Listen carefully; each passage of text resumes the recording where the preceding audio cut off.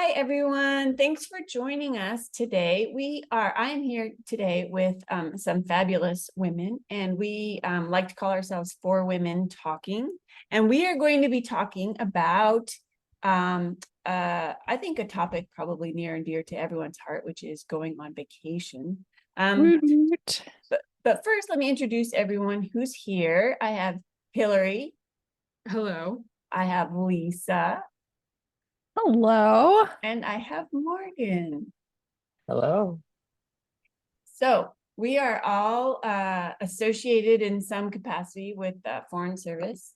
I met these amazing women in Sri Lanka, and we like to solve all problems, talk about all sorts of things. And so today what we're going to be talking about, well, in two parts. We're going to talk about our top two R&R destinations and briefly why, which is really hard to think about considering I'm sure how many R&Rs we've all been on collectively, but trying to narrow it down to our top two.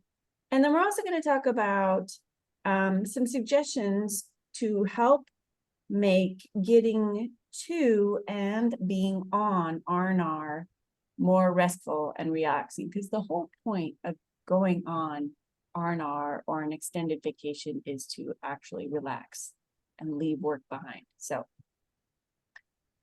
how do we want to start? Who wants to start? Who wants to talk about their favorite top two R&R destinations? New Zealand and Myanmar. Ooh. Okay. Sounds like Lisa. Lisa's gonna start. Okay, spot that there. Why New Zealand and Myanmar? Two very different development levels. Yes. Yeah, and I Mhm. think that's what is fun about the favorites is there's just such different experiences. And I think for New Zealand, we were living in the Philippines when we went there. And so New Zealand is one of those destinations from the United States that feels like it's on another planet because it's so far away. And it can be really expensive to get there. So to be closer, where it's much easier to get to and have the time there, it was amazing. We also did a really difficult hike that was just epic. And I almost got stuck in the mud forever and ever. Amen. I'm super grateful that I didn't. But it's a phenomenal, it's a gorgeous country. We only did the South Island, so I still have to go back and explore the North Island. But the mountains there, the Southern Alps, they call them, and the mountain lakes and the experiences, the people, the Kiwi hospitality. It's one of those places that I've heard about and you see in movies forever and all these amazing pictures. And so to go and experience it, definitely it was worth all of the hype, and it's worth it to travel there from anywhere in the world, I think. And yeah, just super, super memorable. How long It's do you really need? expensive. It is pricey. Yep.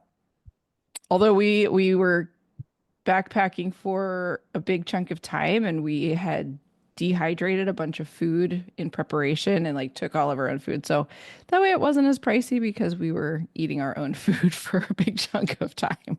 That's crazy because you're not supposed to be able to bring food into New Zealand. Yeah, I was gonna say they So have really Tilstra. strict. extremely strict. No, trust me, they went through all of our stuff and we researched it. Well, it was back in 2013. I don't know if they would still let us do that, but we cleaned all of our gear really well before we got there. And still they took our boots in the back and sprayed them down and our trekking poles. And it was the most intense customs experience. Biosecurity. Yeah. Yeah, which is really cool that they do it. And I think the other thing that's so memorable about that place, on our hike, we were in mountains, we were in wetlands, in swamps, and many other places that we've been where we're doing these activities. You have to worry about bears, you have to worry about snakes, you would have to worry about alligators or crocodiles or anything. And there's just nothing to fear there. No, I kept seeing these palm or not palm, but fern fronds on the ground. And my brain would think snake. And then I'd be like, oh, there's no snakes here. This is wonderful. And walking through these swampy areas that reminded me of Florida. I was just like, this is so wild and weird and cool that there's no alligators or crocodiles. Okay. I did not know there were not snakes. No in- poisonous snakes, no poisonous spiders, no. Hmm, It's just makes- wild. Makes it seem even more attractive. It's paradise. It's It paradise. really is. Also compared Okay. to like Australia, where there's like everything is trying to kill you. Yeah, Yep. right. So close, Yes. and they're like, we have all the Always weird. choose New animals. Zealand over Australia. Always. But in summer. Mm. Caveat. Okay, and then Myanmar. Myanmar, so just so incredibly different. And we went in 2013, so the country was still kind of just opening and just magical to go there and be at a place that wasn't overrun with tourists. And the people were so friendly. I remember getting stopped on the streets in Yangon by the monks, and they would want to practice their English. And several of them were like, we're going to English class. Will you come with us to class? And just incredibly, incredible people. The food was amazing. Getting to see the temples, and we did a trek up into the mountains one night and spent the night up there with a guide and a Canadian brother and sister that we happened to run into and share a taxi with. And none of us had made reservations coming into this next little town, and it was totally booked out. And so we're like, oh, well, we can trek up into the mountains with a guide and spend the night in a village up there. And we had also taken our slack line, and so we set up the slack line in a variety of places, including in Bagan, like in front of one of the temples. And the local people came over and they were like walking the slack line with us and having so much fun. And up in the village, we set it up, and the village elder, he wanted to try it. And I was worried that we were going to kill the village elder because he was so tiny and he looked frail. I'm sure he wasn't frail. And he got on the slack line. And if you ever walked on a slack line, it like shakes side to side and it feels like your legs are all shaky. And John, of course, is like walking along one side and he's got somebody else from his village walking on the other side, helping him. And anytime the slack line would shake side to side, he would stop and he would like point his finger at it and like be yelling at the slack line to stop. And the kids, we thought the kids would come out. They all kind of like stayed around the corner and were laughing. And it was just really, really a fun, memorable experience. And honestly, also because it was like Myanmar had this window of time of being open and a lot of positive hopes and dreams for that country. And sadly, it has gone in a different direction. So it also feels really special just because of that window of opportunity that we were able to be there. And when were you there? It was actually at the very end of 2012. Yeah, like Christmas of 2012. Yeah, it is, we served there. It is not my favorite tour, but I do know people love visiting there. Yeah, it's often very different to visit a Mm. country than live somewhere. Colombia. I This is won't tell another Juan. example. Is that a place to visit or to live? To visit. All right, Morgan, how about you? What are your top two places? Um, I feel like among the four of us, I have sort of the least interesting R&R history. But Because you recently I- came back to see us for your R&R. Is that what you're saying? I just can't help but go back to the same thing. No, yeah, I guess like my kids have, as they've gotten older, have wanted to, they like to go to the States. And so I know this is a lame thing to say, but like, because we're spending, I don't know, sorry, I'll take that back. It's not lame. You can decide if it's lame. That actually, I'm from the Western US and it's huge, right? Like sometimes we're like, oh, we live in this country and it's wherever we are is like less than one state big. Yeah. And so when we go back to the States and we're driving for like 8 hours and then we're like, oh, we're in a new state. And they're like, what? Yeah. Like, how can you not have left this state yet? Anyway, so of the non-US R&Rs that we've done, so my first pitch is actually you should take an R&R and go to Yellowstone. Anybody who's listening and hasn't been to Yellowstone. Yep. I I know agree. that that's in and America. I want to. I agree. It's great. 100%. Yeah. And it's huge. It's bigger than any of the countries you might serve in. And it has lots of topography. I mean, sort of what Lisa was describing about New Zealand, right? Is like you have a canyon and you have these big plains and you have Yosemite. Yellowstone. Yellowstone. Yosemite's also beautiful. But if you have like Yellowstone's special beauty. I Yeah. agree. Yellowstone is special beauty, and it's also like not in California. And I love California, but like everybody's like, oh, California. It's like get inside, go to Yellowstone. Mhm. Anyway, but not in the States.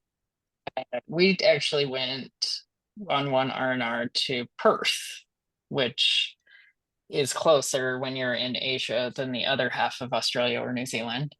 And we went in what was Perth Spring from a place from Southeast Asia, which is hot all the time. And I do think that going to like choosing an R&R that is different weather from whatever you're doing is always a choice, a good choice if you can, because I don't know, there's something about like the physical aspect of the weather being different that makes it more memorable. Like you're like, oh, I'll never forget that trip because like every other day we were sweating. And then we went and we were like, oh, it was a little bit chilly. And we woke up and there was like frost on the windows. And I think that sort of physical reboot helps you too when you're like, I need a break from this life that we're in. That having it be like a whole senses experience is helpful to that sort of vacation vibe. Mhm. Anyway, If so you still while Perth own was cold weather clothing That fits. that fits. right, and as somebody who's lived in many warm places at length, I don't always, but I have discovered that many sweatshirts can basically become a coat. Layers that- are your friend.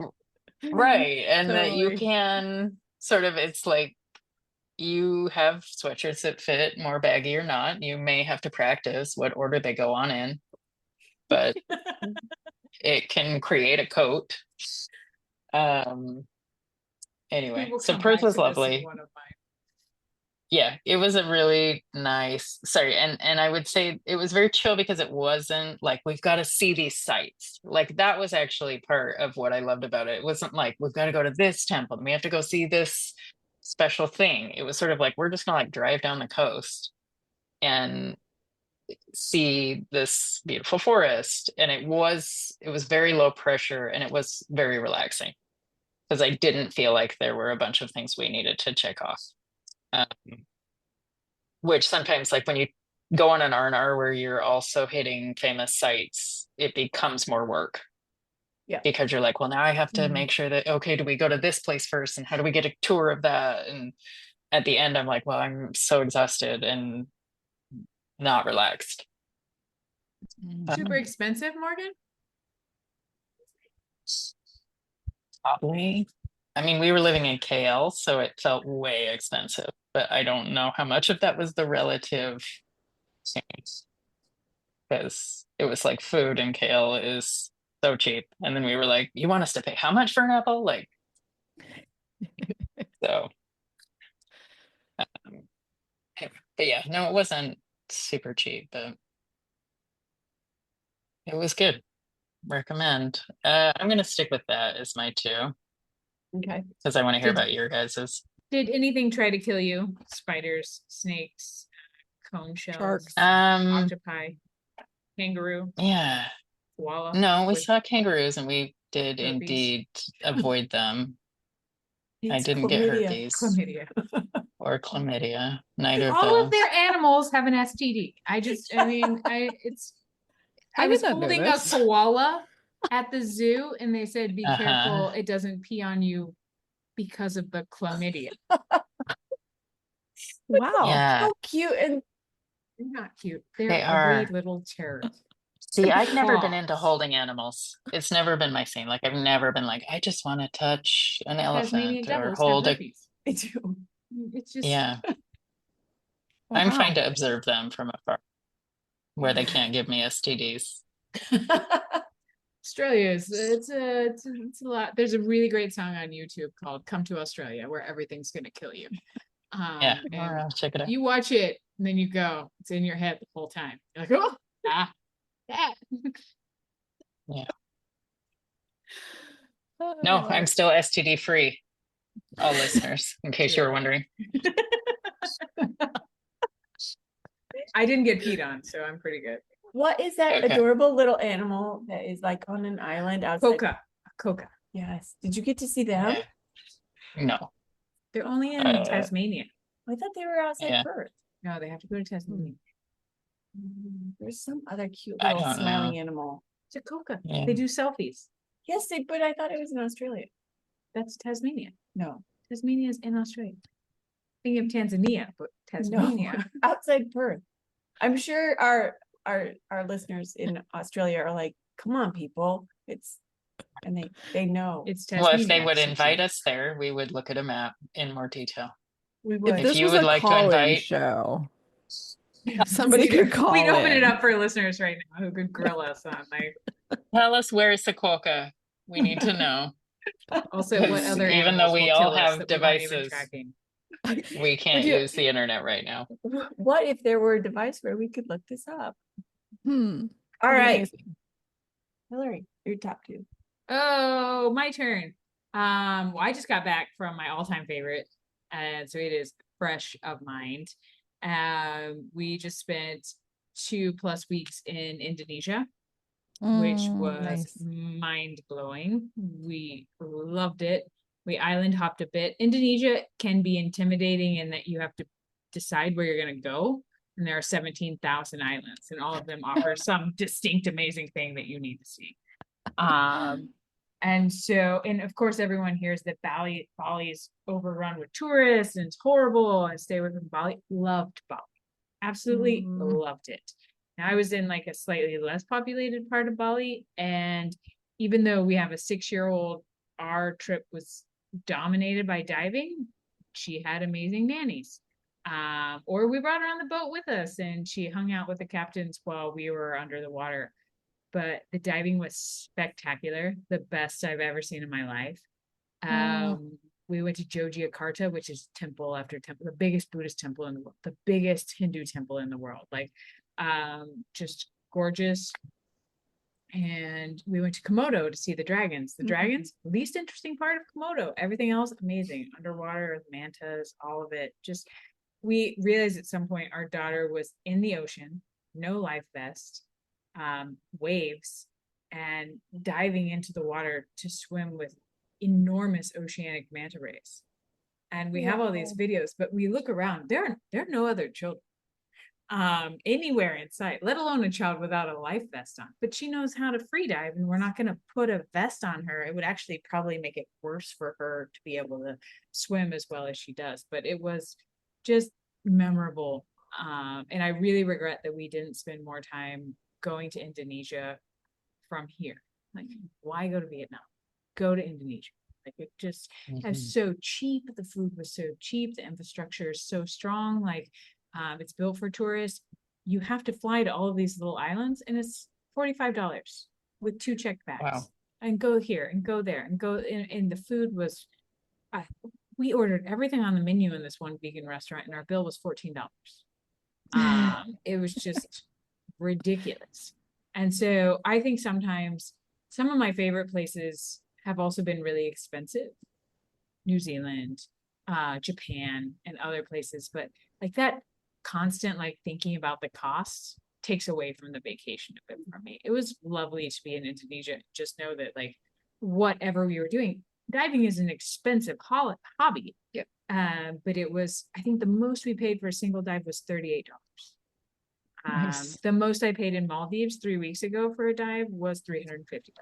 Yeah. And so it's 10 times more expensive in Maldives to dive than there. And it was so great. At the end of the trip, Aurora and I are getting ready to go to the airport, and one's like, I think I'm gonna stay here for a few more days. And we're like, you should just stay, go dive. And that's what I did. He dove every single day, and had a really good time. That's awesome. So I highly recommend Indonesia. We did silversmithing, we made rings and jewelry, we did just bunker stuff, cooking classes and everything else. There's so much to explore and do there. We've got to go back because we haven't been to Raja Ampat for literally the best diving in the world.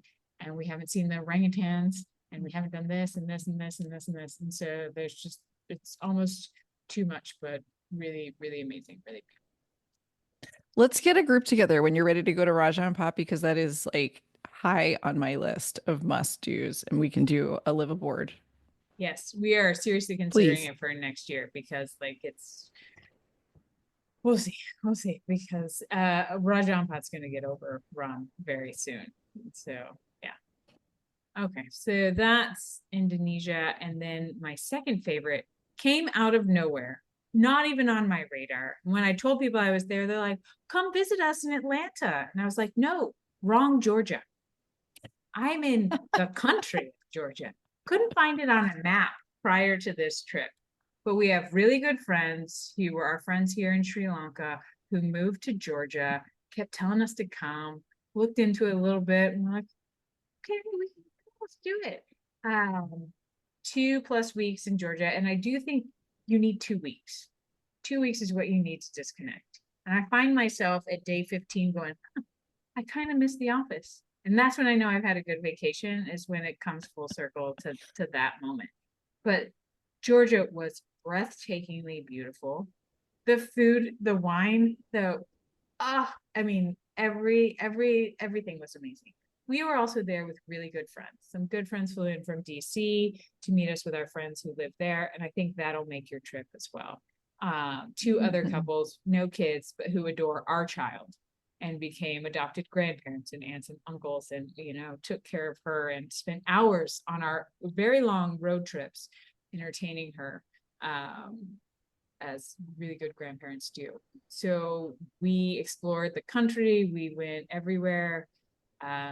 We joined a family for the wine harvest and gave our daughter a machete to cut grapes. And you know what? It was beautiful. Picnics in a vineyard, food on the ground, like wine, copious amounts of wine, so much wine. They convinced me to buy a crate of wine, which I brought back here, which is not as good out of Georgia as it is in Georgia. Pro tip there. You want to drink all that Georgian wine while you're having the Georgian experience in Georgia. And Tbilisi is a beautiful city. But our favorite parts were a lot of the hiking that we did up in the mountains there. And just, it snowed on us, and we got to see snow, which we haven't seen in the longest time. I forgot to bring a winter coat for Aurora. Problem on Google, where to buy a winter coat in this teeny tiny town, and found a woman who sold secondhand coats at 9 p.m. out of a shed. And Aurora got a really nice ski jacket, and so she wore it the rest of the trip. It was amazing. But those are like all the experiences that we'll remember from there. But yeah, really cool culture, history, and heritage, all the stuff going on there. Yeah, That's so Georgia cool. and Indonesia. Very different. Love it. Susie. Mm-hmm. So I mean, it's Not hard. Georgia. No, I haven't been to Georgia, although we were supposed to be posted there, but it didn't happen. So we'll have to. Susie, I feel like you've been everywhere. Yeah. Mhm. I really, if I had to guess, like, I have no idea what she's gonna say, even though she's literally pulling Mhm. up on the screen the location, which is also one of my number 5 top cities in the world. So it is hard to pick where our favorite places that we've been are, because we have had some pretty fun and spectacular trips. But our last trip was to Turkey. And it was unexpectedly really pleasant. We've been there before, so we had, we actually didn't have much interest in going back to Istanbul, which I do love and I do recommend, but we went out of Istanbul and we were down in the southern part. Well, we started in Cappadocia, which Penis land. penis land. Yes.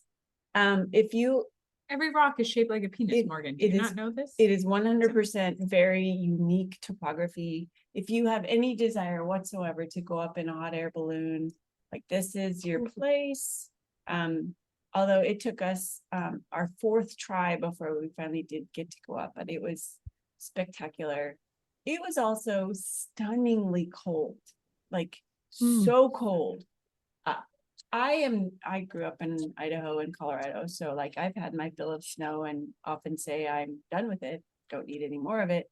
And the boys have grown exponentially since we've been here. So we did have to hunt down some jackets before getting there. And we were going in December, so of course we knew we were going to be a bit chilly. It was so much colder than I thought it would be. And it would intermix between snow and rain, and so you were like cold wet, which is not at all pleasant. So there is that caveat that in the wintertime it is really cold. But we spent so much time exploring sites, and because we were off season, we were in places where we were by ourselves, especially around there's a couple of more ancient and very popular sites. We were the only ones there. And it was amazing to have these huge ruins. And granted, we were being like the sky was opening up on us and it was pouring rain. But we were the only ones there. So we could wander around. We were down in Antalya and we went to this mountain where the mountain is basically like smoking. And so we were walking around with like flames like coming out by our feet. And again, we were like the only ones Wild. there. Maybe shouldn't have been there There were because cats. nobody else was there. There were cats wandering around, and it was very cute because their whiskers had like.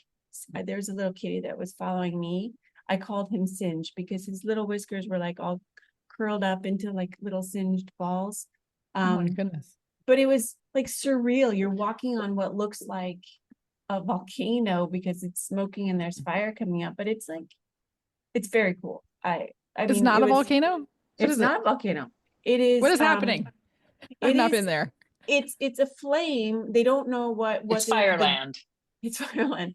They don't know what's causing the fire to come out. Centralia, Pennsylvania. This is down by Is it like the Antalya. entry point into hell? Into We haven't hell. identified it yet. My Do you see favorite R&R Orpheus? was to hell. No, It's I'm not so bad. trying to find the name of the town. Go forth, do bad. It was the interesting part is like everywhere you'd go, and then it's called the Chimara. So it's it's Chimara, and there's actually fire just like on the ground. It's just pure gas that it's wild. like on fire, and they've tried to put it out, and it just pops up like 2 feet away. So it's pouring Wow. rain, and then we're like, well, we need to get out of the water, so we go into like a little local restaurant, and they make us this feast, and we get to hang out. I mean, it was just like the people were lovely. It was just a really, really amazing experience. It was not inexpensive, but it was nothing like we thought it might be. So it was just a really, really, really pleasant experience. So the number 2 trip that or the other place I would say is probably going to be we've been all over Europe and everything, but probably my very most the best trip that I took, and this was with no husband, it was just myself and the boys, and we went to Biarritz, France. And I know many people would go there anyway, but we went there kind of off season, and the guy that the boys took surfing lessons from in Senegal was from Biarritz, and he had like a sister surf school there. And so we enrolled the boys in surf school. And so we just basically hung out there for like 5 or 6 weeks, and the boys would surf a couple hours a day, and I would hang out and read a book and, you know, just kind of putter around the beach. And then when they were done in the water, we'd go and wander around, and we explored that whole part of France, going to places that I wouldn't have otherwise had the chance to explore. And it can be really challenging to go on a vacation by yourself with young kids. They were, I'm trying to think how old the eldest would have been. He would have been, I guess, 11. So, you know, 2 years each down from there. So they were all quite young. But, you know, I think that helps manage expectations if you are there as a single parent with kids. I didn't partake in any sort of help, like, or nannies or anything. But I did, in the sense of, like, I was off duty when they were surfing, right? Like, so I could just like chill and do whatever I wanted. I could have left if I wanted, but I love the beach and it's my happy place. So I hung out there. I would swim myself, and it was just a really nice disconnect from reality. And the thing about Biarritz that I appreciate so much is the beach is, it's not like you walk out and you're on the beach. Every single one of the beaches like drops down a cliff, and then you have to go down to the beach area. So you can only actually go there when the tide is out. So then when the tide comes back in, you have to do stuff on land. And it's just like you just become more in tune with nature and the way the water ebbs and flows. The boys already had like a base knowledge of surfing, so I didn't worry about them out there, and they had a really good time. My eldest has continued to love and embrace surfing, the other two not so much, and it's fine. It's just a really fun way to connect with them, let them do something that they love, and just kind of explore a part of France that we wouldn't have otherwise. The other thing about going to a place like Biarritz or another like smaller town in France is you really get to practice the language, which I feel like we Americans just expect everyone to speak English. And so it was really nice to be in a place where there were a few people that spoke the language, but it was more us having to be willing to put yourself out there. And if you are in Paris, I find that people are a little bit more critical of the French that you're trying to speak. But the farther you go out of Paris, the more willing, Like to Africa. well, yeah, especially in Africa, but like the more willing people are to just try and communicate, right? And so it's okay that you're making grammar mistakes, and it's okay that your imparfait is not so parfait. And so I just really appreciated that. And the other thing that was really nice about that trip to Biarritz was we were there at the end of one of the World Cups, and I'm sorry, I can't remember what year it was, but the US was out, and it was France, Germany. France, and I can't remember. We got to watch a number of World Cup games. And Cool. So I went into the bars with my children. I know, highly inappropriate. But they totally made us feel welcome, and they would like give us a little table like away from the smoking, and we could sit there and watch the big screen, and they totally included them in all of the like fun celebration. And even if It was Brazil. I don't even remember what it was, but there were some I was in great Brazil. games. There were some really fun, really lively bar scenes where people were just having a great time watching these games. And they saw that I was a mom there with 3 kids, and they'd like send over plates of fries or whatever, and just to make sure that, you know, we felt welcome, and it was just a really fun experience. So those are my two things, but kind of leaning into the suggestions that I have. One of which is like, get off the tourist track and do the local thing, and just like, you know, it's okay if you don't speak the language perfectly, even if you're in Paris and your French is not awesome. Like, it's okay, because you're having fun and you're trying. And I feel like getting us off of the tour bus track is super, super, super helpful to really having a great time. So that's one of my suggestions. I think one of mine is it's got to be a minimum of 2 weeks. Mhm. And I know that a lot of Americans have a sense of guilt around being gone for that long, or never are able to do that. But if you don't go for that long, you don't disconnect.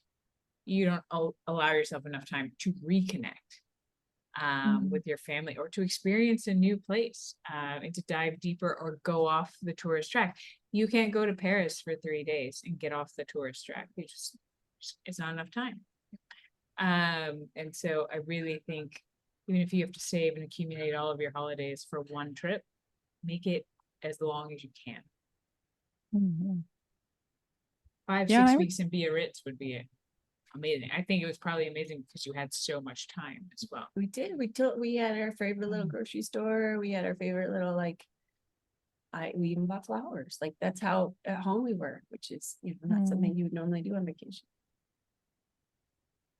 And I think, I mean, it sort of builds off of what both of you said, but create space in your trips. Like, sometimes, especially going to new places, I can be really tempted to try and do everything and see everything. And sometimes there's trips like that that are really, really fun.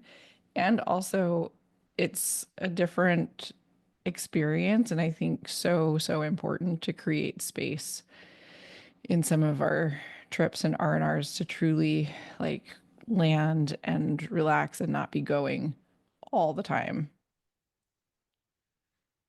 Yeah, we found that, especially when the kids were younger, but even now, like, you go and you have a day where you're like exploring things, and then you have a day where you're just like disconnecting and relaxing and not like on a schedule. Yeah, that is really important part of relaxing, I feel like. Yeah. Morgan, do you have any suggestions for success?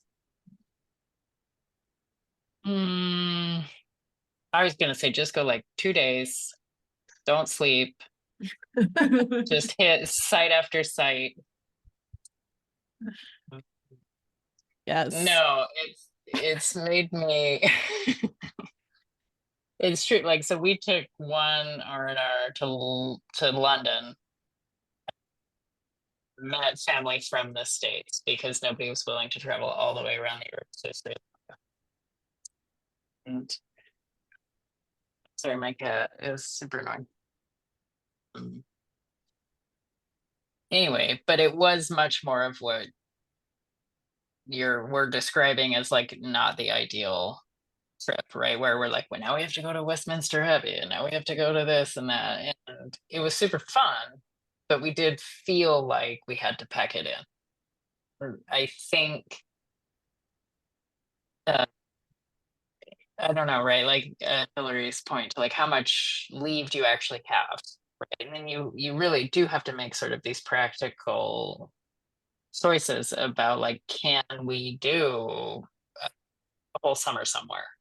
Or what is the actual we can each be away from work, and can it possibly line up?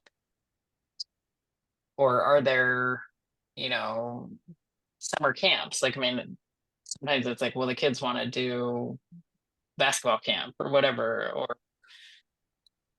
anyway, that it becomes like harder and harder to find all that free time. So if some of it is, I would say, to if anybody, like if you have the time, like you, Hillary, with Aurora, like you can, she doesn't like need to be back at school, or you can leave early. And that is actually such a amazing time if you have children, where you can just be like, this thing we're going to do is we're going to be very deliberate and take a long time on it. And we're going to ignore the things that other people might say, like, well, you need to get back for this, or you'll be missing this other thing. And you remember them so well, right? Like Susie has just described in France, right? Because it's this chance to really sort of lean into a very immersive travel experience. But sometimes you can't, right? Like sometimes you're like, well, we have 1 week and we do want to see the, Westminster Abbey. So here we're going to go do it. And I think in those cases when you're like, hey, we're going to do these sites because we also want to see them. And I think sometimes with, expats and long-term expats, right? You start to, I definitely, like, if somebody's like, you got to go to here, my immediate reaction is like, well, I'm never going there because I don't want to be around people. And hard pass, like, how great can the wall be? Okay, I don't need to see it. It's a wall. I will say one of the things that's hard, and Juan and I really struggle with this, is he has, and he would hate that I say this, so I'm saying it in a podcast he'll never listen to. He has a massive sense of FOMO. And so like that will drive all of his vacation decisions. And to his credit, he's like, it's not like we're sit on the beach and read a book people anyway. I don't know, because I'll never get a chance to try. But like I hear him, like, I want a more active vacation. Like but by active, I just mean I want to be exploring at my own pace. I don't want it to be dictated to me by a Lonely Planet. But mark my words, we land in a country, the taxi driver's like, you should go here once. Like, we have to go there now. We have to go now. We cannot miss drive us by that thing. And I'm like, you literally got your recommendation from a tuk driver, like, and now it's like 2 minutes ago. That's gonna drive our entirety of our vacation, and we're gonna do this thing. But he can't not do the things, right? Like it becomes like, well, I may never come back to this place again. And he's very he's not one to go back to the same place more than once. And so but I actually love the dynamic that Aurora brings to it, because she forces us to slow down. She will look at him now and be like, I'm done. You know what I want to do? I want to play hide and seek in our hotel room. Like, there's nowhere to hide. It's a bed. But that is what we will spend an hour doing. This trip, she became a Uno master. And so some of our best memories from this trip are sitting in restaurants, just like Uno after Uno after Uno, getting our asses handed to us by a 6-year-old. And like, it's just, and it was great, but it like, let's enjoy this thing. This thing is happening. Our kids growing up before our eyes. Like, let's play Uno one more round. We can skip going to see like another beautiful, amazing sunset over some volcanoes. Like, let's do this thing. So it's hard when that couple dynamic can be very different. Balloons. So another suggestion that I do find has been successful for us is to allow the kids to have their say. So to let them, maybe they pick playing Uno at every restaurant or whatever. Like, we do always take games with us, but letting them pick the activities, do some research, and kind of invest some energy into what they want to explore and do. I admit we do not do enough homework before we go on a trip. So then we land and then we're like, what should we see? We don't really have a plan. But so for example, the surfing and Biarritz that I just mentioned, or when we were in Italy, we found a gladiator school, the boys did. And so we went through gladiator school. When we're in Venice, they found a mask making place. So we made like the theatrical masks. When we were in Turkey over Christmas, we all made Turkish lamps. So it's like, and these are the things that they're like, well, what sort of thing can we make? Some of these are a little harder to bring home, I admit. Bringing home 5 Turkish lamps was a little challenging. But I mean, I'm a pretty good packer, but it does like make them do some homework. And they, actually the mountain of fire that I was talking about before, that was something that one of my kiddos found. And he's like, well, I want to see the mountain of fire. So we had to That's make it cool. happen.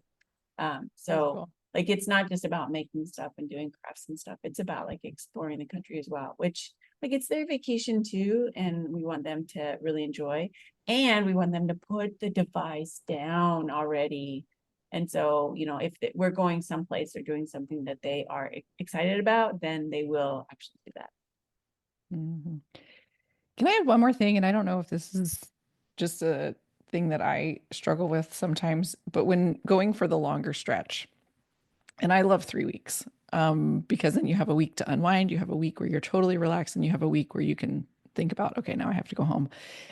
And what can be hard is it can be hard to separate from work. And that can be for a spouse, for the direct hire, whoever, and feel like, oh my gosh, I'm going to be missing so much. And at least within the foreign service, like the longer trips and R&Rs are a little bit part of the culture, so it makes it easier. But I think there still can be that pressure of like, oh, like I'm going to miss out. Like I'm going to, other people have to cover for me. And it can feel like when we're on those 3 week trips, it feels sometimes like 3 months because time slows down. And I'm like, oh my gosh, like people must have forgotten that I even exist. When I go back to post, nobody's going to even remember me. And then you get back to post and people are like, oh, hey, were you gone? Oh, yeah, like how was the trip? Because time goes so quick when you're just in your regular day to day. So 3 weeks on R&R for me feels like I've been gone forever. Nobody's going to remember me. And back at post, I mean, 3 weeks just goes by in a blink of an eye. And so nobody even realizes that we were gone. And so I don't know. I just toss that out there as a perspective to keep in mind, like for those longer trips to like embrace it, and life goes on and nobody's going to forget us, and the work that needs to be done will still be there when we get back and things like that. It's good perspective. It's really good perspective, because we do feel like we're irreplaceable, and we are, of course we are, but also like there are other human beings that can do what does need to be done, and you too Yeah. have earned that vacation. So I would just say, like, so I lived in Europe for 4 years, 4 formative years. And I was terrified of asking my boss for a day off.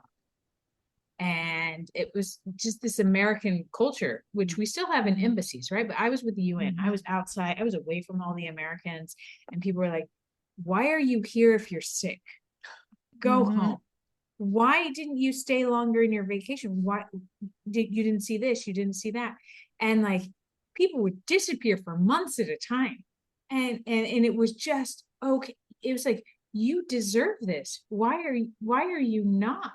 And it flipped the perspective for me. It was like, I absolutely do deserve this. And the American guilt about vacations, I long since threw out the window. And I will give Europe credit for like changing my mind on that 100%. It was just like, I do deserve this. I did earn this. I earned this leave.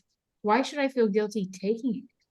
And I still get so much slack from my own family when they find out I've been on vacation for 2 weeks. Hillary, shouldn't you be back in the office by now? What you're gonna lose your job. You're gonna lose your, cracks me up. But it's I never regret taking vacation. I always regret not staying longer and never coming back soon. Yeah. And nobody misses you when you're gone. Sorry, we are not the most important people in the world. That's not true. Your Zumba buddy misses you. No, my Zumba buddy did miss me. I missed a lot of Zumba classes. Oh, well, now I want Real to letdown, Hillary. go on vacation. I mean, these are all really great suggestions, and hopefully we've given folks an idea of places to consider, maybe off the beaten track that they haven't been to before, and some suggestions for what may or may not be helpful to consider for on R&R to make it actually relaxing restful and relaxing and give them time to recuperate and get back to work, feeling refreshed and ready to face another stint of time before the next R&R. I really appreciate all of your suggestions. Anyone have any final thoughts? Go plan your next trip. Yeah. Go on vacation, I was gonna folks. ask just generally like what you do to choose where you're gonna stay. Because I found that the like Airbnb or hotel booking can vary wildly country by country. But I'm always afraid like I'm gonna get scammed. Not scammed, like that I'll choose something and it will suck. And that the pictures like won't match. Not that there won't be something, but that it'll be terrible. And so I yeah, agree. Good any question. advice on that or what you guys do? I typically will like find out what the app is, and then I Google like that app scam so that I can see if there's some well-known problem. And then I can be on the lookout for it. But beyond that, I don't really know how to choose. I think my two takeaways from this recent trip were I will now forever always book a family suite.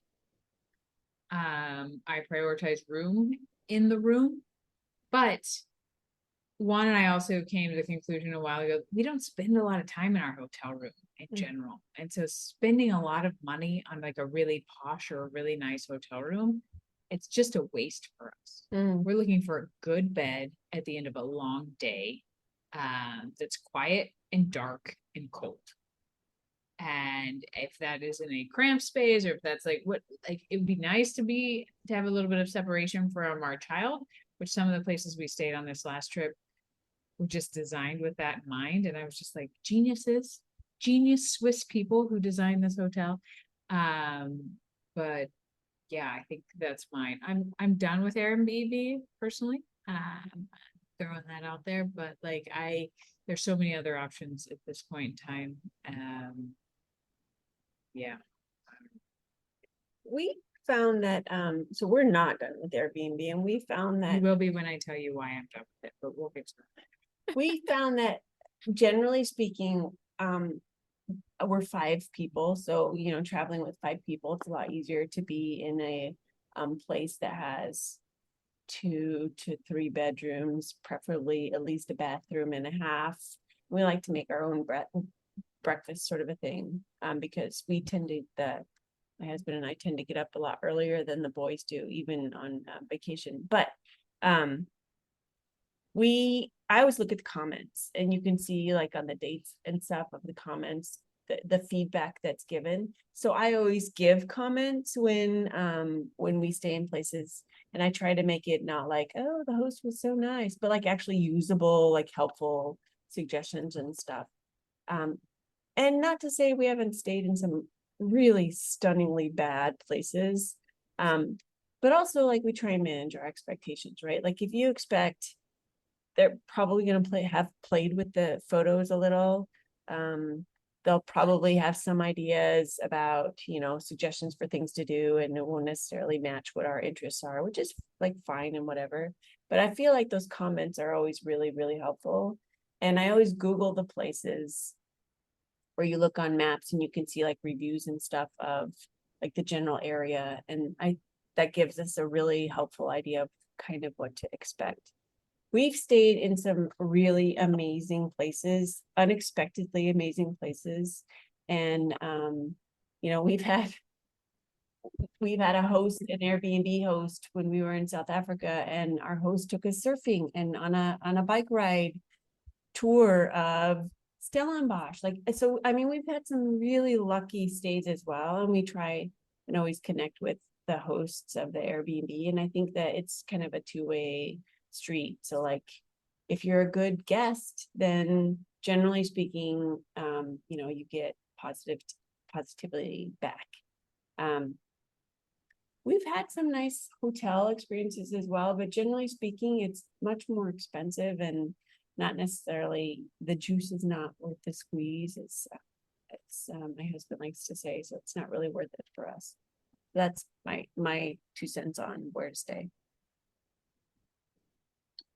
Lisa, what are your I don't know thoughts?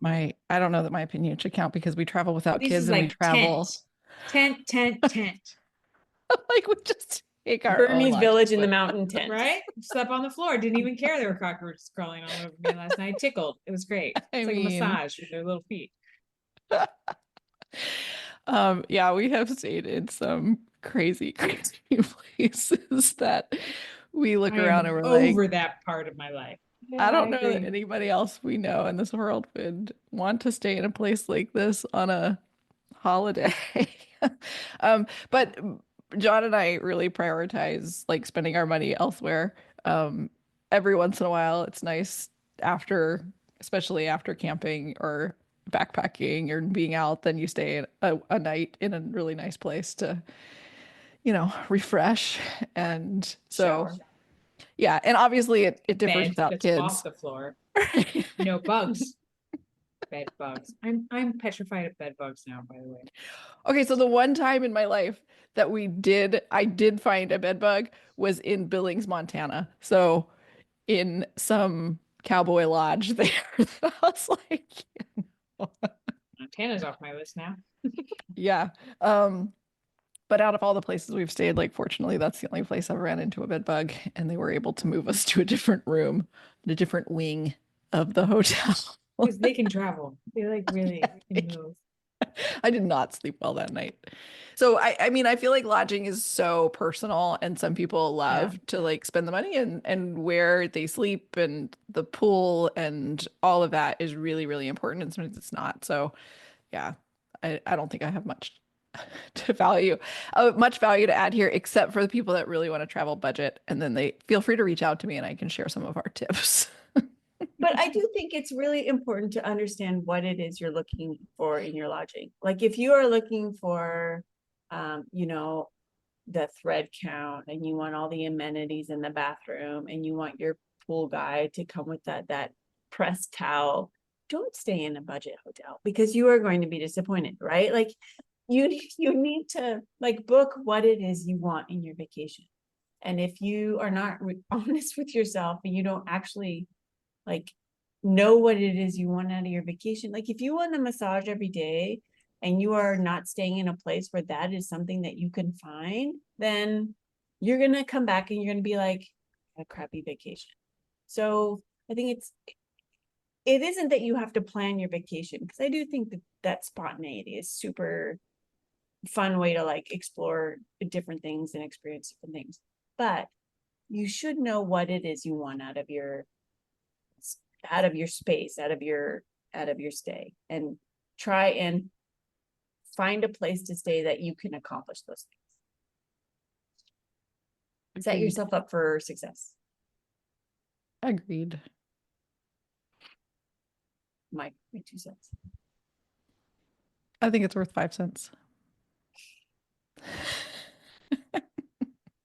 Especially if it comes Unfortunately, with they're a getting drink rid of. upon arrival. Which if you're a Hilton Rich Right. Diamond Honors member, it always does.